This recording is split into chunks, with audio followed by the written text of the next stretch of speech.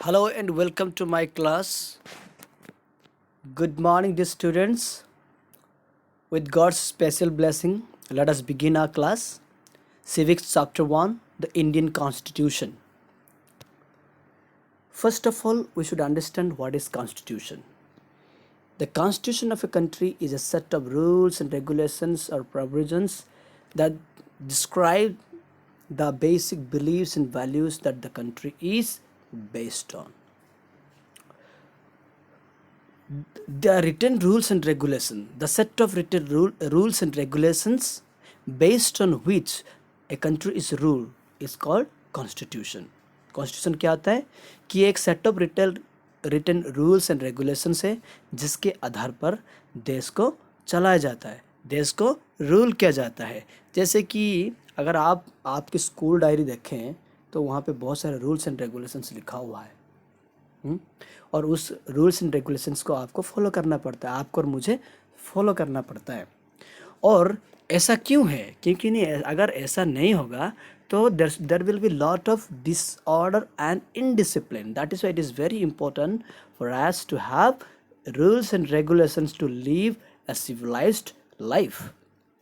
No more देखिए, यहाँ पे लिखा हुआ कि constitution assembly of India two 2 years 11 months and 17 days.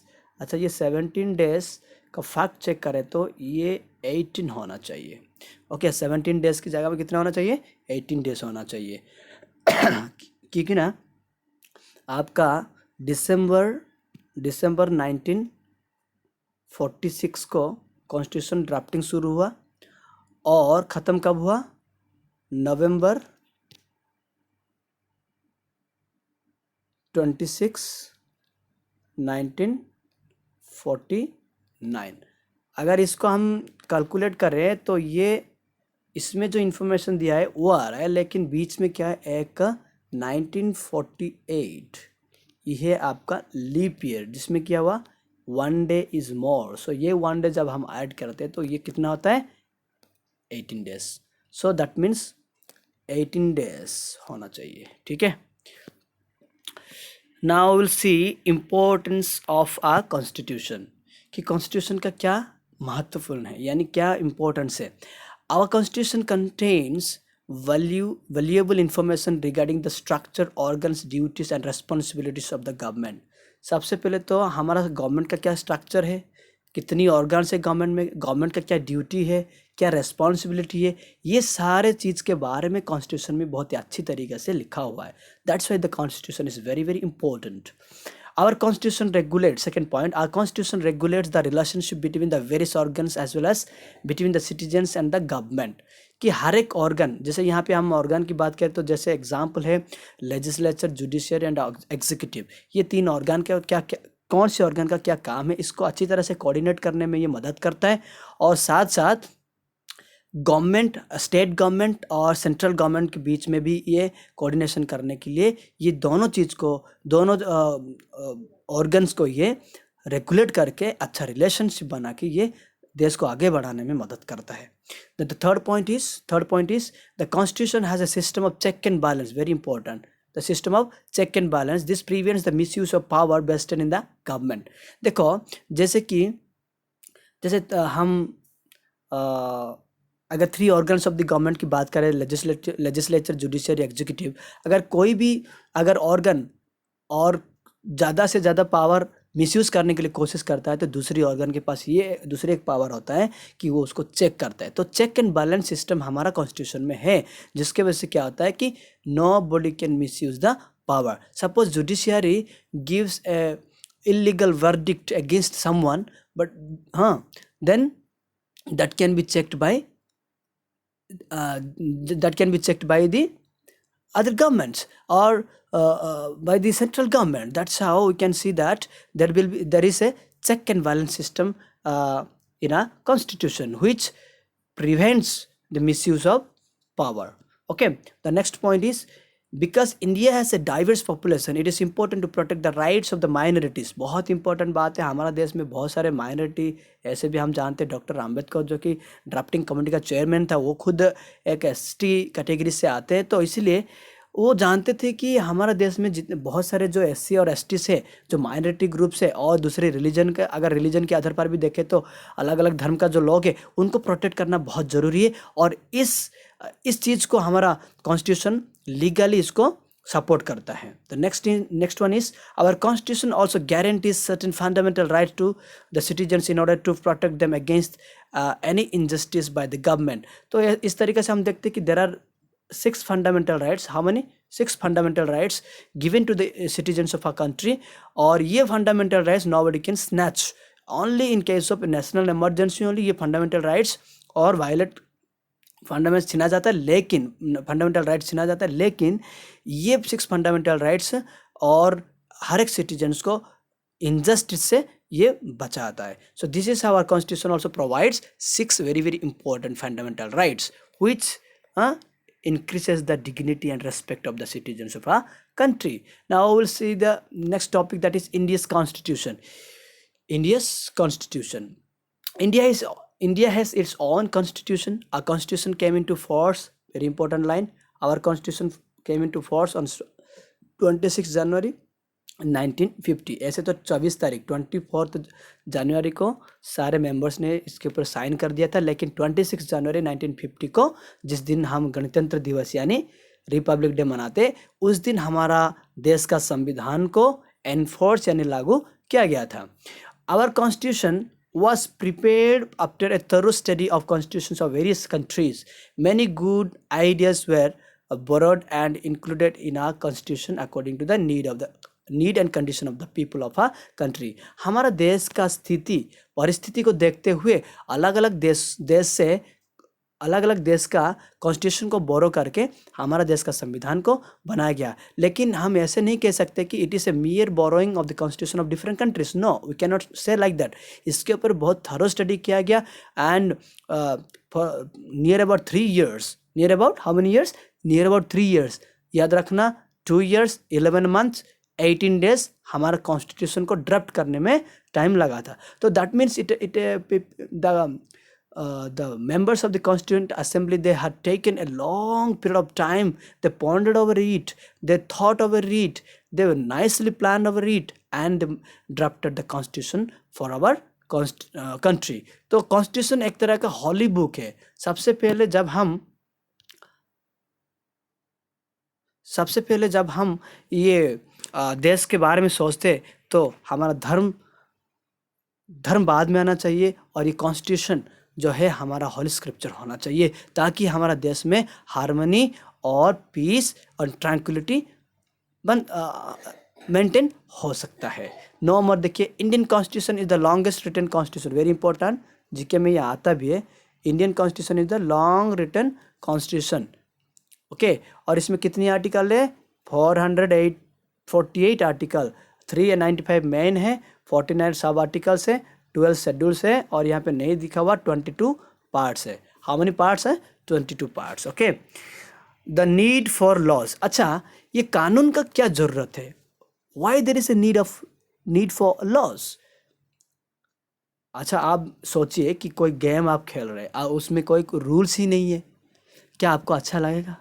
हाँ, जैसे फुटबॉल का मैच, कोई किधर भी मार सकता है बॉल, तो क्या है कि वो एक तरह का इनडिसिप्लिन एंड डिसऑर्डर क्रिएट होता है। तो इसीलिए there should be proper rule and regulations to run the society in a healthy manner. Okay, every game has its own rules. तो ये ऑलरेडी मैं आपको समझाया है कि किस तरीके से हमको रूल और रेगुलेशन की बहुत ही ज़रूरत है। ठीक है, the next topic is drafting of the constitution. हमारा कॉन्स्टिट्यूशन को जो ड्राफ्ट का मतलब क्या है? राइट करना। The constituent assembly of India was elected to write the constitution of India. Its members were elected by the members of the provincial legislative assemblies. It met for the first time in New Delhi. मैं पहले भी पता है आपको कब शुरू किया इन्होंने?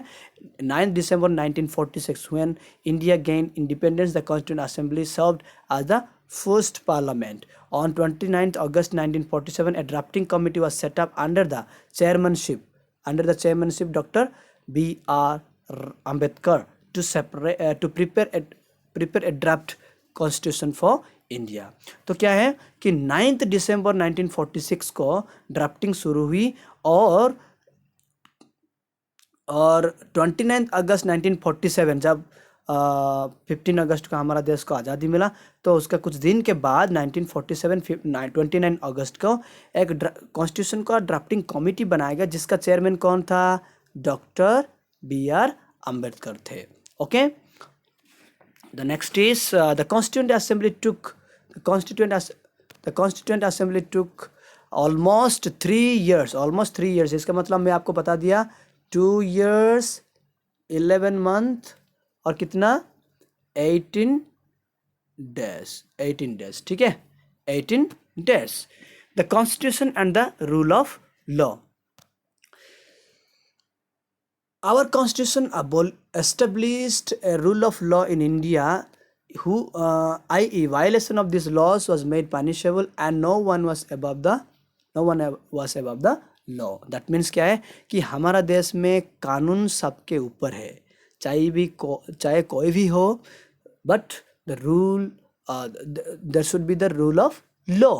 Rule of law means कानून का ही और शासन होना चाहिए। There should be rule of law, not that whoever may be, but everybody is below the law and no one is above the law। Everybody is under the law।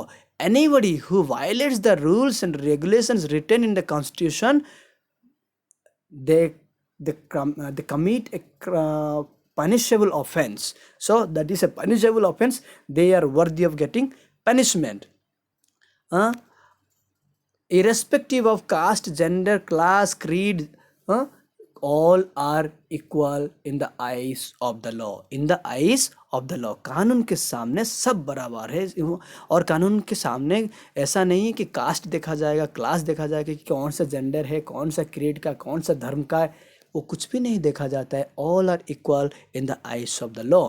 और ये होना चाहिए। अगर ये ऐसा नहीं होता है तो वो गलत है कि कानून के सामने क्या होना चाहिए, सब बराबर है। हम अगर देखते हैं कि ट्रेडिशनली हमारा देश में बहुत सारे ऐसे गलतियाँ थी, जैसे कि अनटचेबिलिटी है, सती सिस्टम है, विडो रीमैरिज को लेके बहुत सारे गलत धारणाएं थी। तो इसको क्या है, कानून इंट्रोड्यूस करके इस सारे चीज़ को हटाया गया। जैसे हम देखते, एक तो है डाउरी प्रोहिबिशन एक्ट है, जिसके तहत दहेज देना एक रिवाज था, इसको मना किया गया।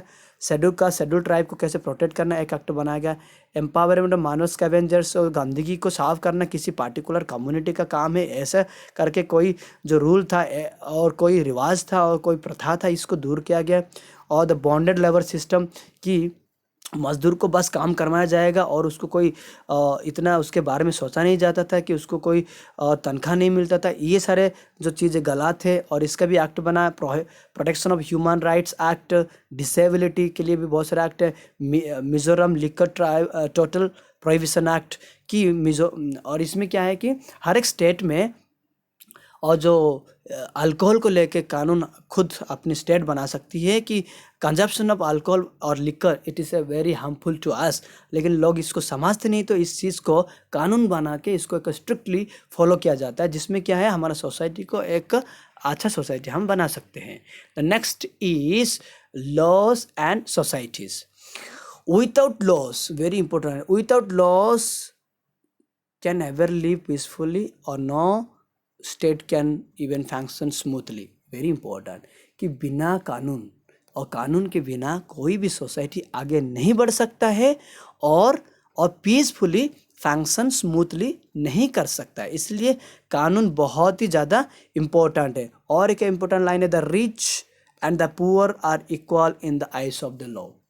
चाहिए ये फार्मर है, चाहिए बेगार है, चाहिए rich man like Ambani Adani जैसे लोग भी है, लेकिन कानून के सामने क्या है, सब बराबर है। ये ज़रूर होता है पॉलिटिक्स में कि पैसा खिला के, जैसे कहते हैं ना, पैसा फेंको तमाशा देखो, वो चीज़ हमारा पॉलिटिक्स में होता है, लेकिन ऐसा गलत बात है। कानून में ऐसा चीज़ नहीं लिखा हुआ, ऐसा अगर कोई कर रहे तो वो गलत है।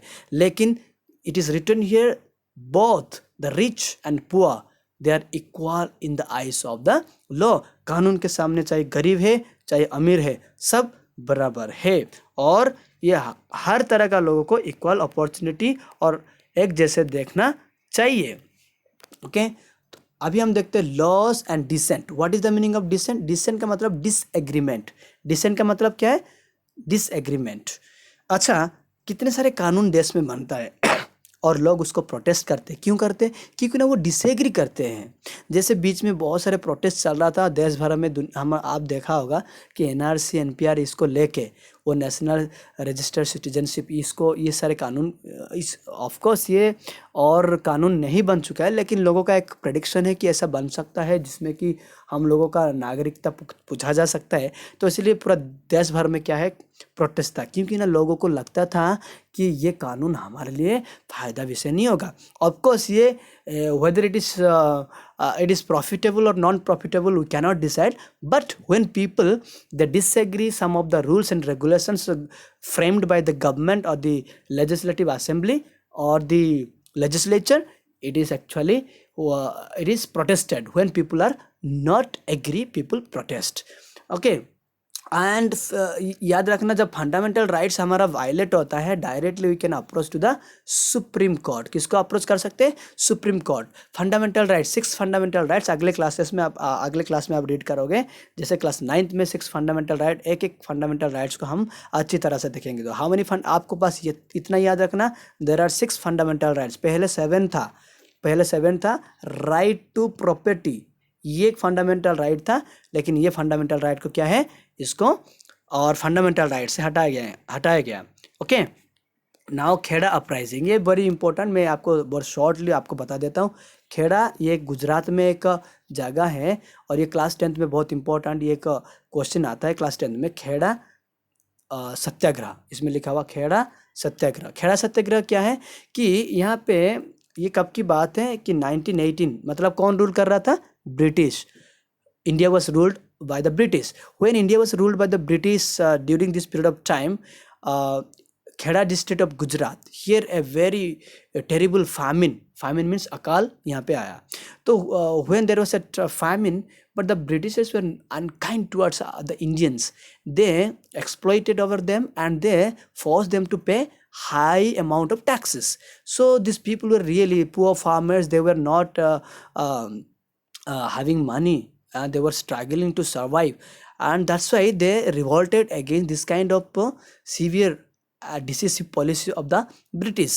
Then what happened? This under the leadership of Mahatma Gandhi, by following the non-violent method, they protested against this law of the British government.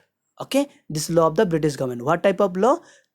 To pay more amount of taxes. ये finally what happened when the Indian farmers, poor farmers, they protested, the British government agreed and also and they relaxed the Indians to pay high amount of taxes for that particular year. तो ये है आपका Kheda uprising. अपराइज का मतलब होता है revolt. Uprising का मतलब क्या होता है? रिवोल्ट। रिवोल्ट का मतलब आंदोलन। ठीक है, आंदोलन हम कब करते हैं? जब हम सेटिस्फाई नहीं होते। I think this is the last topic. yes, this is the last topic. Let me complete within a fraction of second. Tiananmen Square protest of 1889, ये कहाँ पे? ये है आपका चाइना में। चाइना का कैपिटल कौन सा है? बीजिंग। और यहाँ पे एक स्क्वायर है, एक जंक्शन है, और इसको यहाँ पे एक बहुत बड़ा आंदोलन हुआ था। इस आंदोलन का दूसरा नाम क्या है? जून 4th इंसिडेंट। इसमें भी वही हालत था कि लोग बहुत सारे और लोग बहुत सारे ये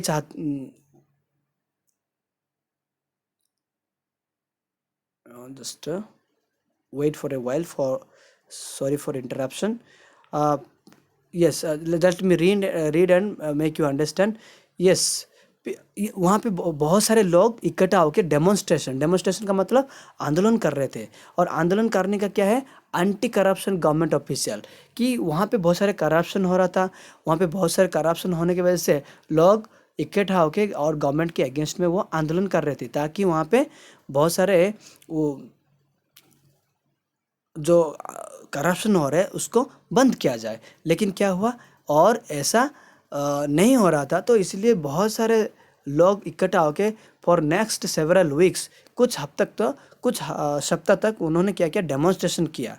हाँ, और आखिर में क्या हुआ, हाँ, और ये लोगों का ये जो डेमोन्स्ट्रेशन सक्सेसफुल रहा और गवर्नमेंट और इन लोगों का डिमांड को पूरी किया। इस तरीके से हम देखते टाइनामेन स्क्वायर प्रोटेस्ट ऑफ 1989। और इस तरीके से हम देखते कि गवर्नमेंट का जो हमारा देश का जो संविधान है, जो कॉन्स्टिट्यूशन है, ये हमारे सिटीजन्स को, हम लोगों को बहुत सारे राइट्स और ड्यूटीज़ भी दिए हैं, और ये सारे राइट्स और ड्यूटीज़ को हम निभाना चाहिए। Okay, now let us within a fraction of second we will complete the book exercise. Okay, our constitution came into force option C 26 January 1950. Constitution puts a limit on both A and B, misuse of power, violation of fundamental rights. 3, the chairman of drafting committee of constitution कौन था? Option C B.R. Ambedkar. Question 4, the system of checks and balances in a constitution prevents the misuse of power by the what? Bye the government. Government power अगर misuse करने के लिए कोशिश करता है तो उसके लिए एक सिस्टम है check and balance. Okay, how many articles are there? वो तो बहुत आसान है, 448 articles. Next, fill in the blanks. The Indian constitution came in to force on 26 Jan 1946। Okay, dash was the first prime minister of republic of India? Pandit Jawaharlal Nehru. ठीक है, without dash our lifes will become chaotic constitution. अगर constitution नहीं है हमारा ज़िंदगी बहुत confusion हो जाएगा कि क्या करना क्या नहीं करना, तो कॉन्स्टिट्यूशन होना बहुत ज़रूरी है। Question 4, in 1918 in Kheda district of Gujarat a terrible famine occurred. Question 5, the Tiananmen Square incident also called June 4th incident. इसमें लिखा हुआ देखो, उसका आंसर है यहाँ पे June 4th incident। ठीक है, June 4th incident। Now we'll jump to the next, that is true or false. Gandhiji broke the SALT law in April 1930. True. Right to constitution remedies guarantees fundamental rights? False, ये fundamental right नहीं है। It is not our duty to respect the constitution? False, ये हमारा duty होना चाहिए। Fundamental rights are guaranteed by the constitution? True. Last one, 5th one, India is a democratic republic? True. Thank you for watching this video. May God bless you all.